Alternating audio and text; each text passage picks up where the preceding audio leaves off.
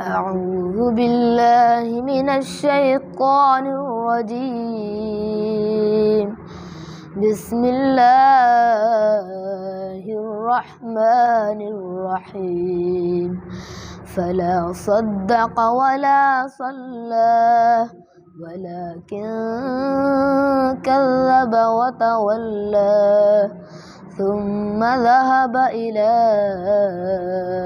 أهله يتمطى أولى لك فأولى ثم أولى لك فأولى أيحسب الإنسان أن يترك سدى ألم يك نطفة من مني يمنى ثم كان علقة فخلق فسوى فجعل منه الزوجين الذكر والأنثى أليس ذلك بقادر على أن يحيي الموتى صدق الله العظيم.